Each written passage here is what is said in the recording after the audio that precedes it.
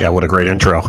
Hey, we're a little disheveled because we didn't think we were going to have a show. 144,000, something like that. People just pulled from Facebook, and we challenged it, and they said, "Oh yeah, you're right, but it doesn't matter." Bizarro world that we're living in. 144,000, and I said nothing, but a guest did, and we're going to go to. We got a great guest tonight, a guy I opened for his band. And mega. How does this sound? I don't know how this sounds. Ralph, how's that sounded? And I'm not giving an opinion on anything. I simply asking questions. You can't even ask questions now, and it's really frightening. I'm trying to think the things that I'm not allowed to. I've just learned I can't even mention them, and here they are. The Steele dossier is real. You can't say anything other than that. The Hunter Biden laptop is fake. You can't question it. The Russian interference is you can't question it. The election and come on, I live in Chicago. I've witnessed fraud. You can't suggest that there's any fraud in our elections. You can't even ask the question. I'm not even kidding you. We cannot ask the question, was there fraud? What really happened on the 6th? Well, it was an insurrection, and if you say anything else, you get dinged. 144,000 followers gone. A virus came from a bat that someone ate at a wet market in China. That's it. If you say anything else, you're in trouble. So and whatever you think or my opinion may be, maybe you're wrong, maybe you're not. I don't know. But to not even able to ask a question. And Matt Taibbi was on Bill Maher, and he said, "Look, old school liberals, we could ask questions. This is new to me." Whether you're right or left, wherever you are, in America where you cannot ask questions, and that's it. And I can't imagine that both sides aren't furious with this. So, look, we appealed to 144,000. We appealed to Facebook, and they said, "Yeah, that light was bugging me." They said, "Yeah, no, you're right. You're right. Well, where are the 144,000 followers?" So Zucker can suck it. All right, let's look at these glasses. Look at these glasses. People ask me about these glasses all the time. Let's go to our guest. I'm glad he's here. Love this guy. And is there something you want to show? Do we want to roll something? Do we have something exciting to intro this big-time guest on or not? I guess not. All right, let's go to Darryl. How are you? Hey, what's up, man? I love those glasses. Well, you know what these are? Ultra Goliaths. These are Ultra Goliaths. You can still get them on the internet. I think they're like $200, maybe $250. Yes. Sometimes you can find glasses I used to wear. Well, this is them. It's funny that you're wearing those because I'm shooting a new video with a new band out of LA called Classless Act. And I'm putting back on the glasses and the hat, especially for them. I love this. No, you have moved on. I have not moved on. And I'm sure you have no memory of me in Northern California opening for Run DMC. And I think the Hotter Than Hell. What year was that? Brother, oh my 86? God. Well, late 80s, early 90s. Oh, so probably 89, maybe? That's more like it. It was probably after the Raising Hell album and Tougher Than Leather, right? Well, it was absolutely. Tougher Than Leather came out 88. So it was after that, okay. For sure. And what year were you? What year were you promoting Mary Mary? 88. 88. So that's the year. 88. Wow. Yeah, wow. Holy shit. Mary, why you bug? Big shout out to the Monkees. Yeah. So Nesmith. Are you? It does matter, but I mean, not for the sake of this show or anything. I'm not trying to put you on the spot. You're a Christian? No. Okay. I'm rock and roll. You're rock and roll is my religion. I don't like to label myself anything, because then it kind of like, if you're this and I'm that, we got a beef. I don't want no beef. So okay. You can be Christian, you can be Muslim. Me, I'm rock and roll. Okay, well, you are rock and roll too, and I want to talk about that. So, look, I'm a Christian guy. Nesmith and I became very good friends because I was interested in his religion. People are going to think I'm saying a Christian Scientology or Scientology. Right. I'm not. I'm saying Christian Science. Right. And so we didn't talk about the Monkees. He did write a song that I think has the secret to life in it.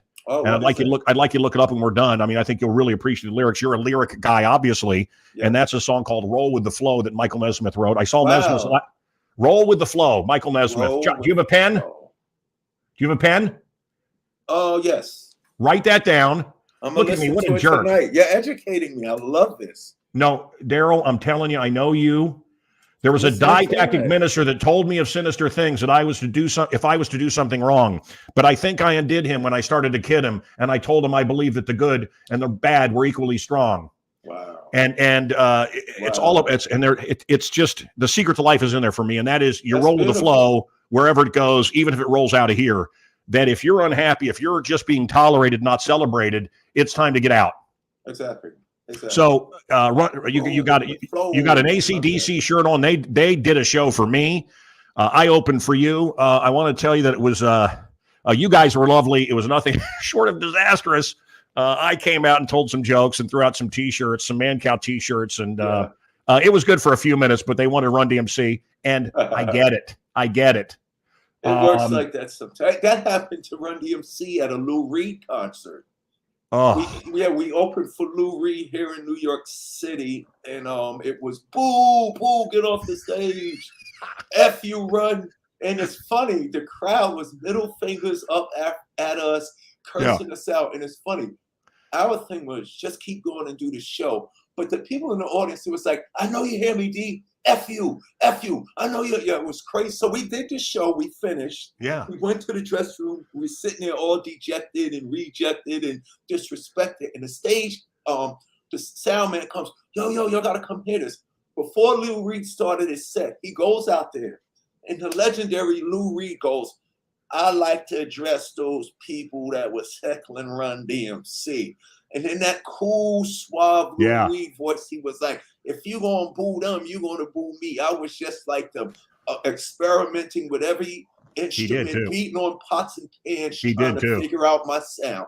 And it was almost like the father was scolding the sons for, you know what I'm saying? But when he said, if you're gonna diss them, you dissing me. I was just like that, just trying to figure out music. I was like, wow, Lou Reed stood up for me. It's like Hendrix. I got you. My mind's whizzing, but and going crazy. My ADHD. I know you got it too. But it's Hendrix opening for the Monkees.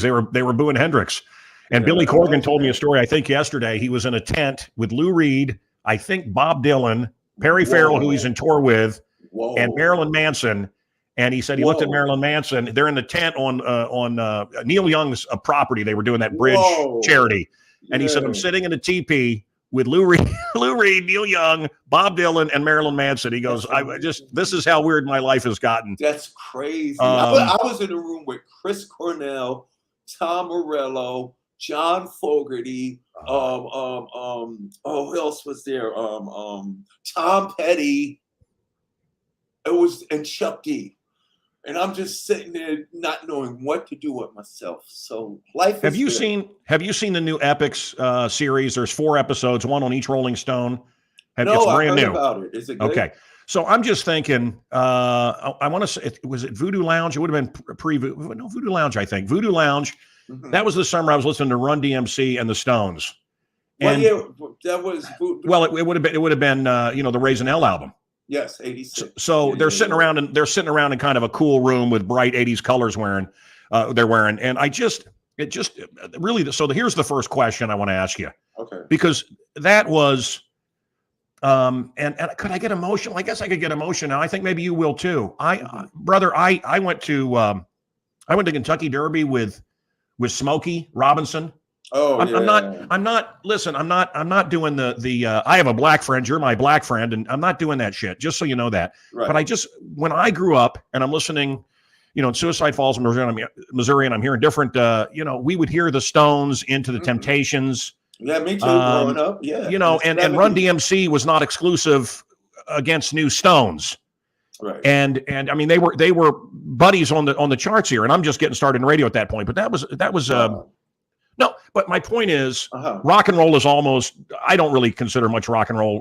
Whatever this is, there's a few bands. out there, but not much. Rock and roll is dying. You say you're rock and roll. I believe you're rock and roll. I think Run DMC was. As long as I'm alive, rock and roll ain't dead. I'm going to kick this one from the top of the head. My name is DMC. I might live on your block. And when you see me, call me the king of rock.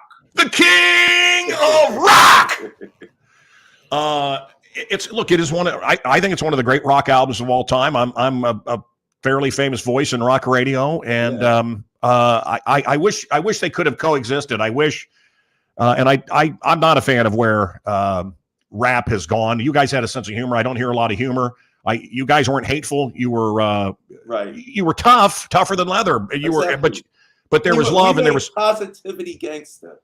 Yeah, you know what I'm saying. We made positivity, black, white, Puerto Rican, Christian, Muslim, whatever you are. Come, let's rock, have fun, and then go home and do what you're supposed to do. Yeah, as long as we all working for the good of everybody. That's why Run DMC and the Beastie Boys work. Who would think these white Jewish punk rock kids from Manhattan would gel with these black hip hop kids from suburban lower middle class Queens? Yeah. I think our advantage was, especially for me, when I was growing up, I knew, and even in the dirt poor ghetto, there was beauty in comic books, and I see the Batmobile behind you in Godzilla movies. Oh, yeah, I knew everybody, like, as we sit here, and everybody in music, we are all products of pop culture.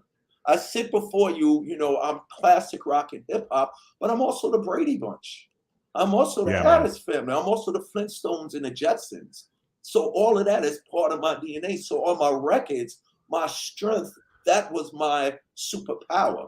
Somebody could just look at me and say, that guy DMC reminds me of the Jetsons, and have no idea that we're all the same. Awesome. You know what I'm saying? Barry Williams was just staying here for a week. He's a buddy of mine. He was Greg Brady, and I like all of it too. And then I can say, I like Fat Albert and all that too. I mean, of course, we're all and I don't know this. I guess where I was going with this, and you and I have talked about this a lot over the years. In fact, every time we talk about this, and that is, I don't like that there's this radio and this movie and that movie. I want movies. And I liked hearing the Stones sing "Ain't Too Proud to Beg," and I wasn't thinking, well, that's cultural appropriation. No, not at all. I know that the Stones. In fact, I interviewed them. I know the Stones came here to Chicago and they wanted to see Muddy and they wanted to meet these guys. This is all before us, right. But they lifted these guys up, and they got my buddy Guy loves them. Right, And if you sit there and interview the Stones or Aerosmith, if you sit there and talk to Keith Richards and Mick Jagger and Joe Perry and Steven Tyler about them, they're going to make half the interview about the black blues artists that inspired them.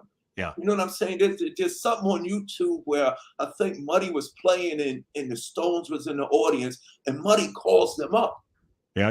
And you see Mick Jagger just melt like this little pig that, no, I'm not worthy to come up there. And Buddy says, nah, come on up here. You know what I'm saying? People don't get that. When Steven Tyler took that mic stand and walked this way and knocked down the wall, the walls of ignorance that separate us all. I've been to South Sudan. I've been to Russia and Ukraine in the same tour. And now those two, my friends over there are fighting. But people from Africa to South Sudan, Asia, Europe, South America, they say, when Steven Tyler knocked down that wall in the video that was separating y'all, that didn't just happen in the video, DMC, that happened in the world. And it did. We gave birth. Speak to Rage Against the Machine and Nirvana and Korn and Limp Bizkit about what they do. And this is crazy, man, Cal. I had the honor and pleasure of playing with Sum 41. So they're younger white Canadian, younger than me. Yeah. So they told me this, and it blew my mind. I thought they would say, Raising Hell a tricky, Raising Hell album tricky, or I would think they would say Beastie Boys, or, and that's wrong to be judging that. You're supposed to like the white rap group. They told me this. They became a band because they heard King of Rock. The song King of Rock on MTV. I love it. Come on. They ran to their mothers and fathers and said, we got to start a band. Not because of Walk This Way or Tricky. They said they were little white kids in Canada that saw King of Rock on MTV and started their band. That's so powerful. You and I have sung Tricky before together. Yes, we have. Yes, And we have. God, do I love in that the song. Studio, yes, and, yes. And you were talking about comic books. I have your comic book. You do, yeah. Darryl makes comics. D.M.C. Is there, Darryl? Is there a great? Is there a definitive biography on you guys? Has the right film been done yet? No, we're talking about 8 of them right now. It's just so crazy. Everybody wants to do a film on. Are you and Reverend Run on good terms? Yes. Yeah. There's nothing wrong with me. Thank you for asking that. The reason why Run DMC is not Run DMC anymore is because Jay is dead. Of course. And God bless you. People get, people get all mad and come on, man, we see. And I say this, okay, Run DMC will get back together when the Beatles get back together.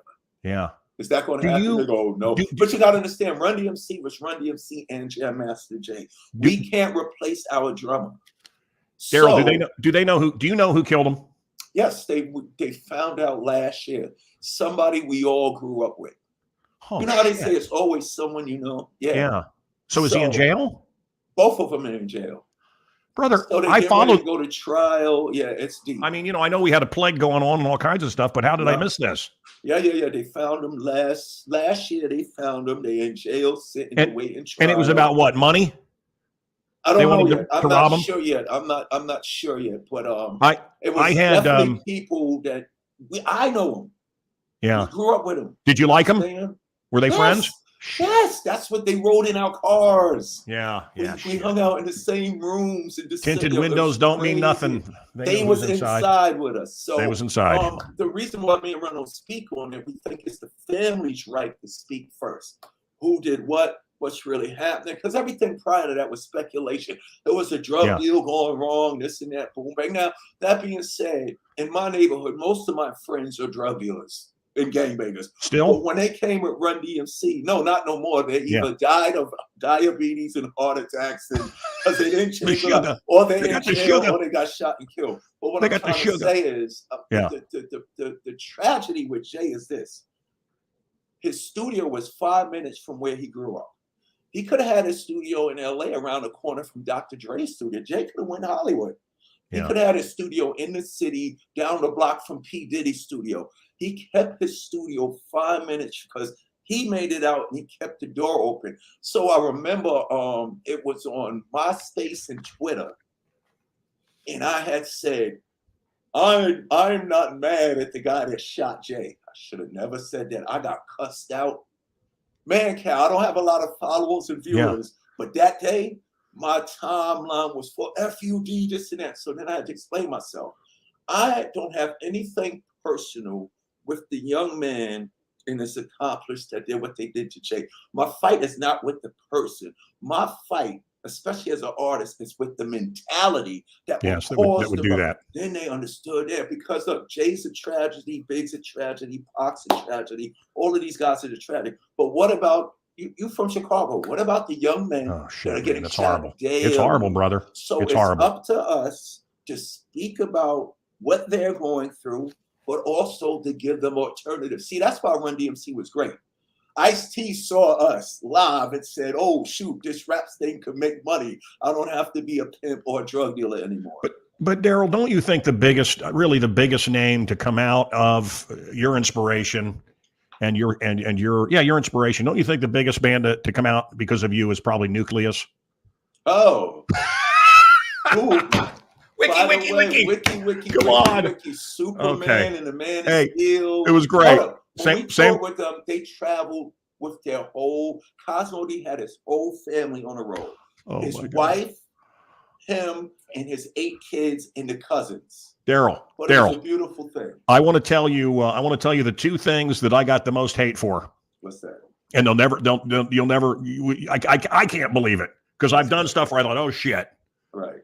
Okay, there was a black kid, a little black kid, a baby, killed by a pit bull.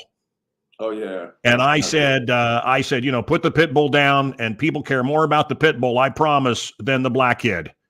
And no, somebody said it to me, and I said, bullshit. Right. No way. People care about the kid.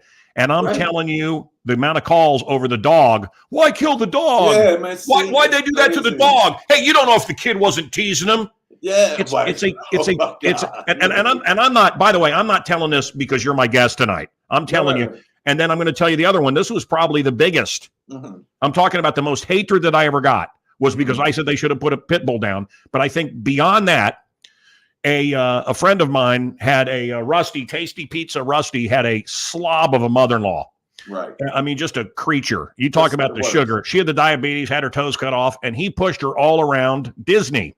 Right. And in California, Disney, no, in Florida, excuse me, Disney World. Florida. Right. And he pushed her all over. And the pictures of him with this, I mean, blob. And it just made me laugh, him pushing this slob around Disney. Mhm. So, but he had a pass because she was so fat. Right. Get ahead of line pass. So I Right. said, that was Friday. I show up to visit him on Saturday. We use the pass. And I got in the front of the line for every ride. Isn't that great? And the phones went bing, jing, jing. And I went, come on. Your buddy Mancow got to the front line. You bastard.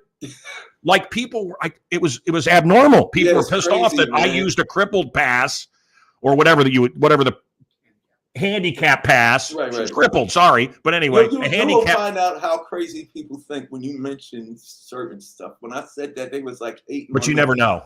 But you never know. Well, what's the crazy thing is we did a remake of Public Enemy's first song, Public Enemy #1. And my verse was about me being sober. And something this day just made me go to on YouTube. I never read the comments because I don't care. But something to say, let me just see what people are thinking. Because I'm thinking, Run DMC, it was Run DMC and the BCs all on a remake of Public Enemy, And I just talked about being sober because for hip hop for me is keeping it real. Yeah. I can't rhyme about what I was doing when I was 18 because I don't do that. So one person wrote, "There's no place for this. What is DMC doing in this and that?" And I got so angry because then I said, so if I was smoking and taking drugs and drinking my ass off, you associate that with the importance of rap in my culture? Like, I was so pissed off. What do you mean there's no place for it? You know what I'm saying? I'm the king of rock. It's not higher. Man, I was like, shut up. I'm so gangster. I made a song about Christmas. I made a song about my sneakers. I don't play no basketball. And I got a sneaker deal just like Jordan, LeBron, and Magic Johnson. So when they said, I said, what do you mean there's no, I don't drink no more, so I'm not going to rhyme about the 40 dogs. Hey, Darryl, I went to dinner with Robert Altman and Ebert, the great movie director and movie reviewer, and they asked me, what's your favorite movie? And they were talking Truffaut, they were talking Casablanca, they were talking North by Northwest, and they turned to me. It was just the three of us, and I said, well, my favorite movie, and I thought you can be, it's kind of like when I was in the Bill Maher show, and the theory was that Jesus Christ was a homosexual, which, sorry, I find it very offensive, and his theory, and I said, I won't get back on the show, but, Bill, you're offensive, and it's disgusting, and he had other rude things to say about Jesus, and I'm a Christian. But anyway, so I said, well, I'm either going to be a phony or, my favorite movie is Die Hard. Alan Rickman's the greatest baddie. The soundtrack with the Mickey Mousing is incredible.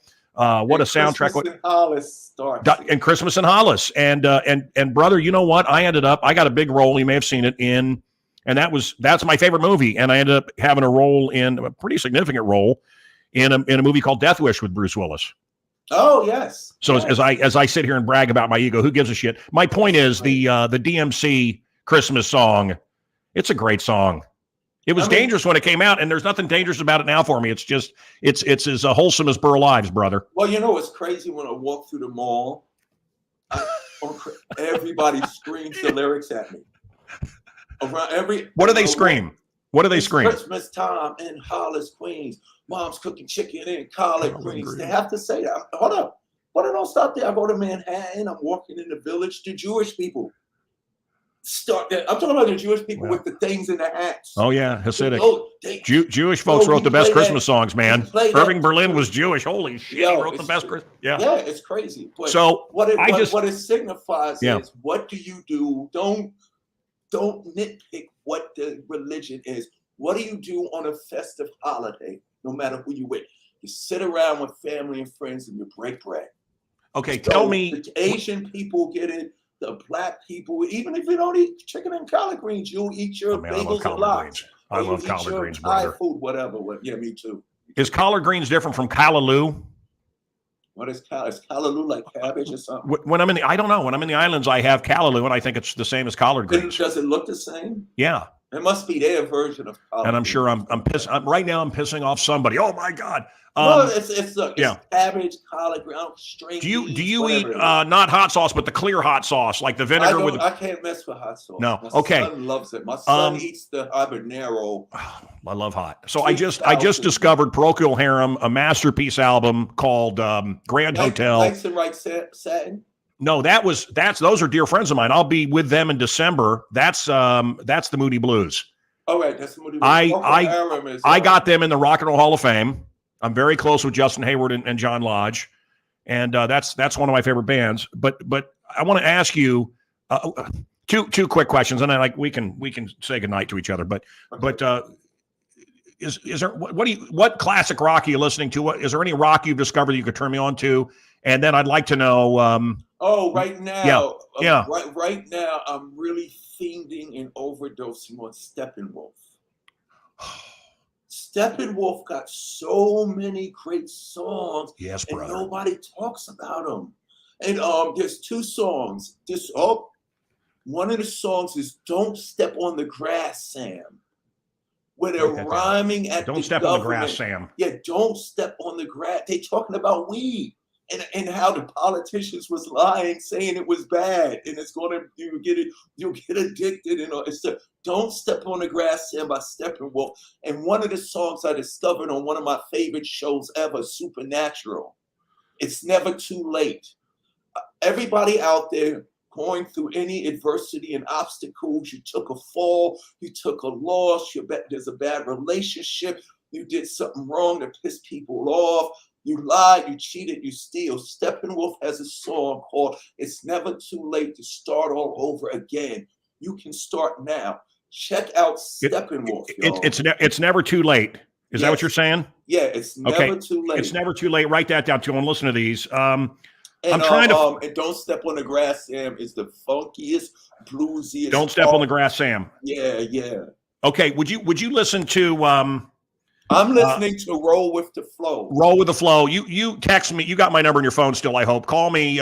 This was the I wasn't being rude, but do you remember that album cover? Yes. That's the album I had as a boy. And then I want to find. I want to tell you one other. I think you'll dig it, but I got to find it.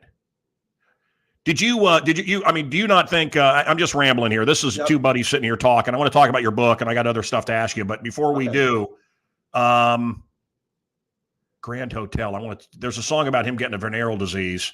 I got VD. And I think it's called Souvenir in Paris. I got a souvenir in Paris. Oh, Souvenir in Paris. So write that down too. Parochial Harem got a and I hear it's going around. He doesn't want his mom to find out. Of course not. And there's a lot. I hear it's going around. Got a souvenir in Paris, something like that. It's off the Grand Hotel album. By the way, I think that album's just a masterpiece. Nobody knows about it. It was done with a full symphony on tour. It was quite a big deal at the time, but it's been forgotten. Really? So give me some more. I want to get to the book. But give me some more. What are definitive albums for you, classic rock wise? Dark Side of the Moon. Yeah. Sgt. Pepper's. Yeah. Neil Young's. Harvest.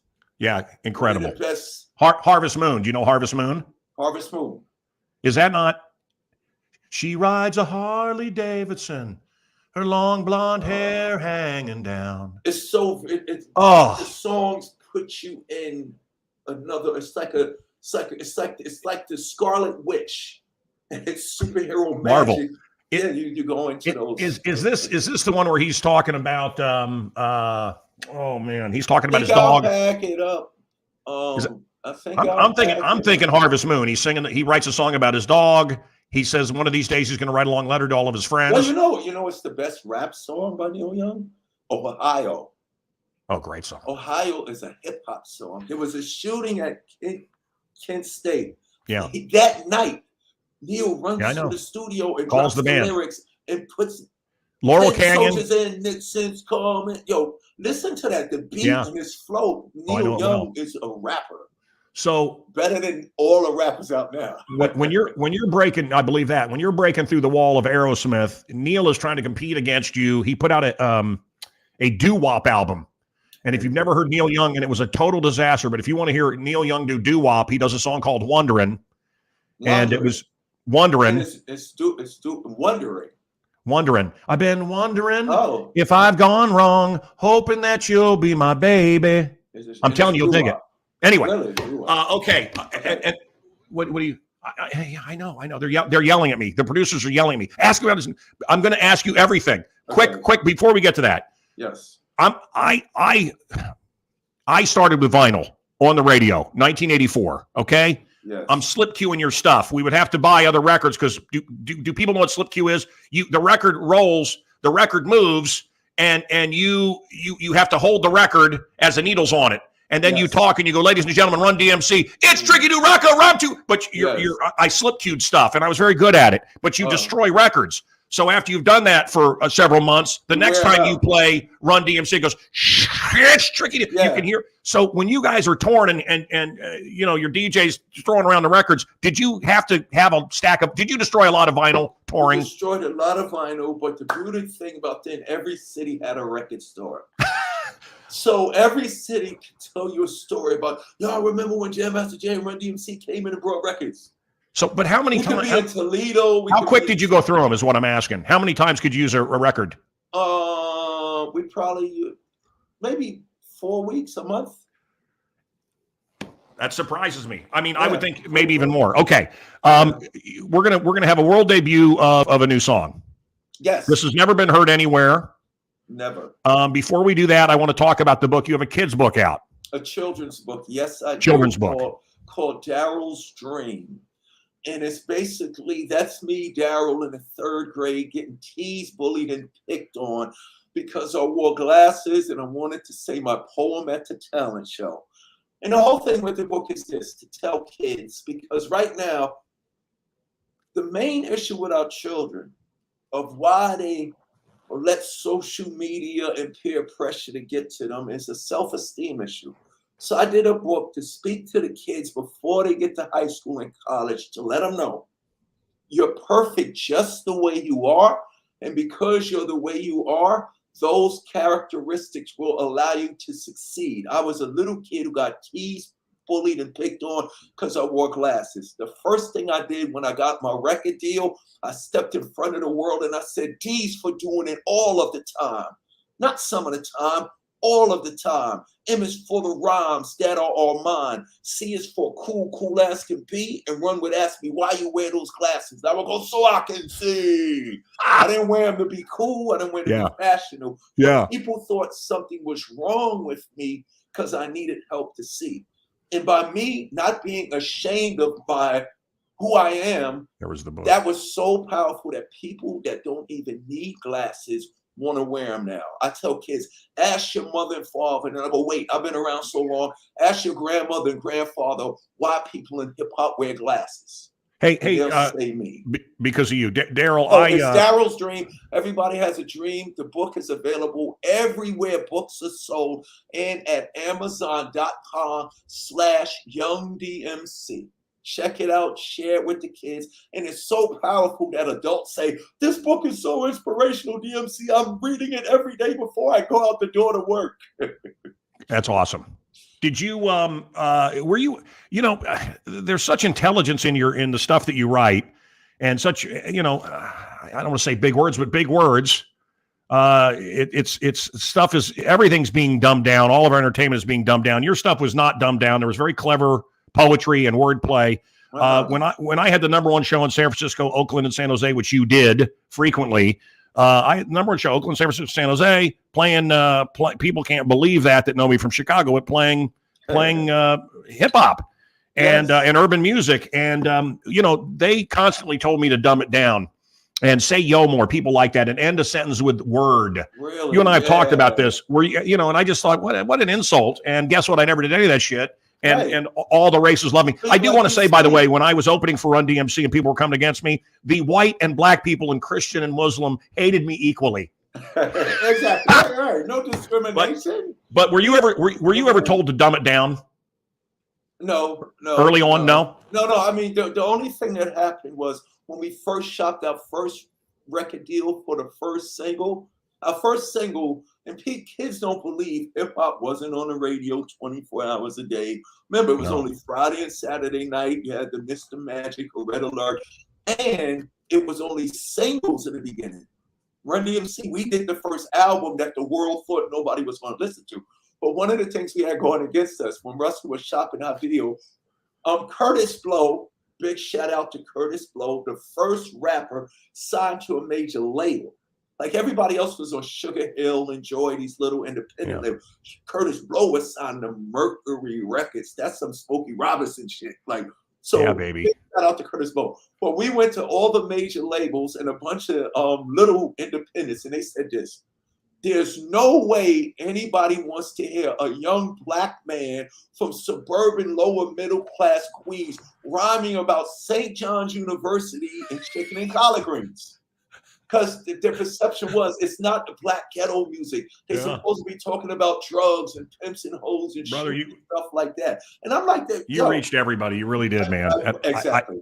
You were doing music for everybody, and I wish people still thought about that. And I know everything is so segmented, and I don't think it's divide and conquer, man. They're breaking us up into groups on purpose, and I'm glad you're my brother, my friend. Knock down all the walls, man. Ultra Goliath. People always ask Ultra Goliath. I'm going to end. We'll just end, and you can go about your life. I hope you'll listen to that song. I hope you'll like it. And I can't wait because I'm a fan of yours.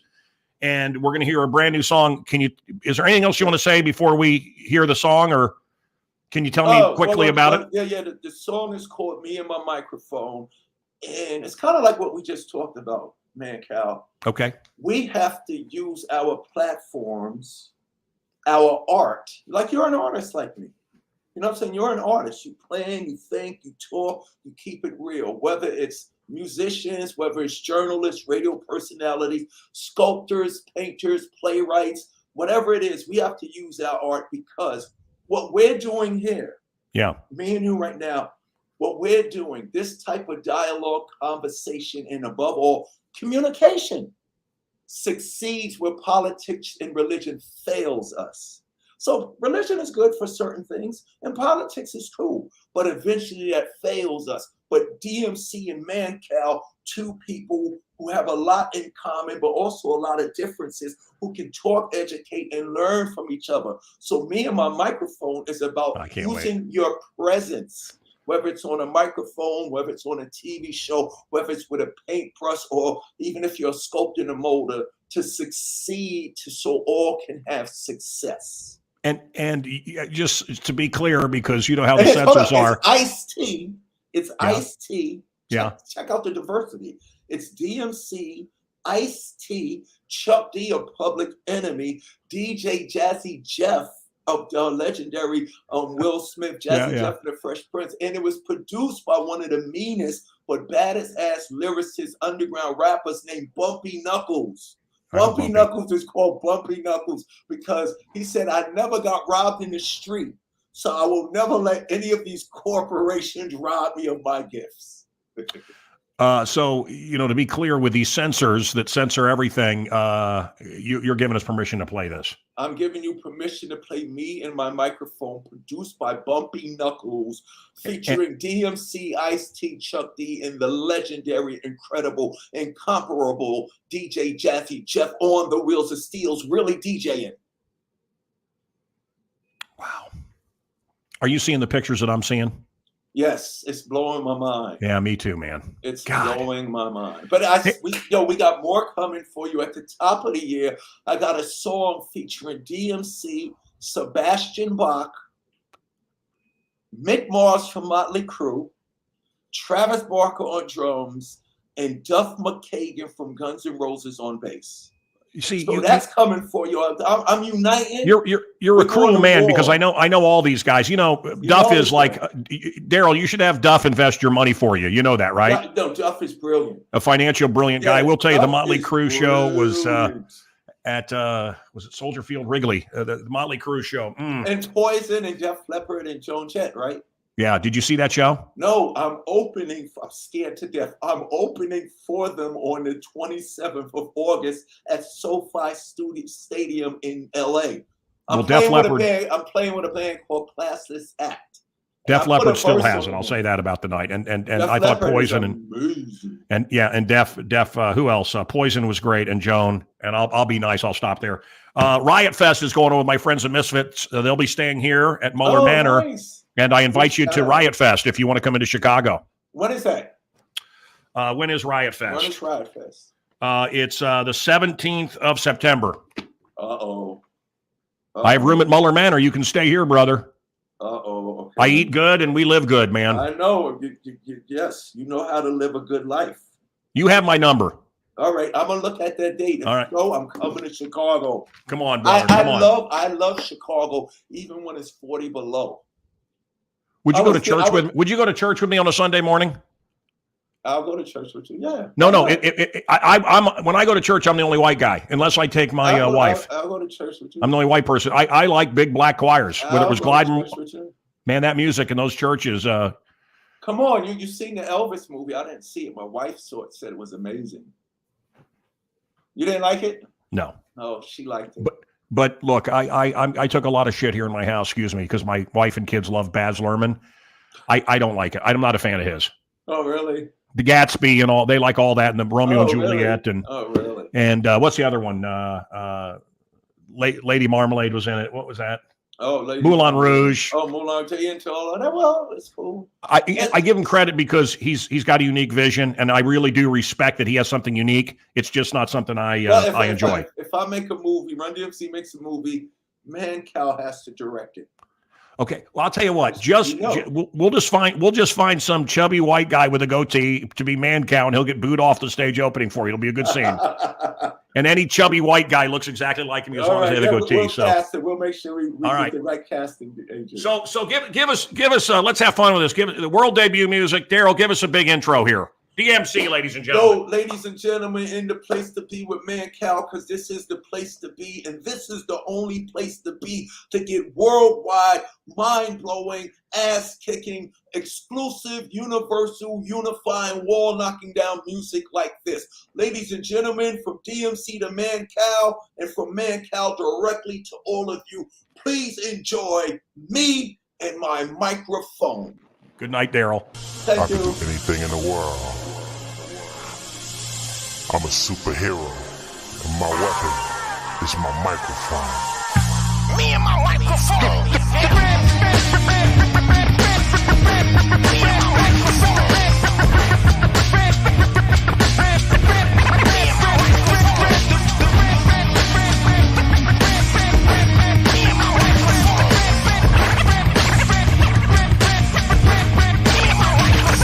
In my rear view mirror, no disco show. I've been speaking to my speakers 100 miles or more. I got no light camera action for the action flow. Rock a damn arena, yo, yeah, y'all don't know. Bike ride through Mars, center of the universe. Wiped out whack rhymes, in the verse. Spitting at the wheel, here's the way we rehearse. Before I touch the mic, we do this first. Got the po-po coming, see me moving my mouth.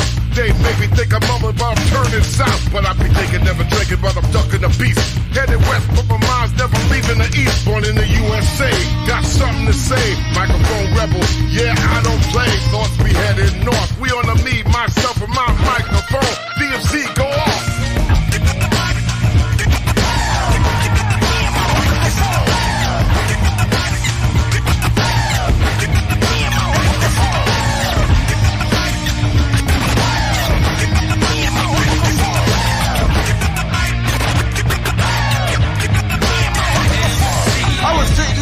Talking to my shrink, searching my soul for the missing link. To suppress my emotions, I used to drink, but now I don't care what the people think. I rock these rhymes, let it be known. I'm in a class by myself, I stand alone. I tour around the world, I come back home. DMC, G.O.D. in this microphone. I'm not guarding you, I'm the God in you. Guarding you is something that the angels do. These rhymes are designed to empower you. To all my enemies, I'll devour you. Don't mess with the big boys, making that big noise, playing with the big toys, grown men. Coming with the heart, the I be the God. Never no nonsense, so quick.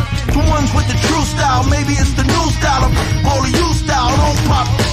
I'm not alone sitting on the throne. DMC, myself in this microphone. King DMC, the greatest of all time. The only MC with the greatest of rhyme. You can search all you want, but you'll never find a rhyme that's a sign with a style like mine.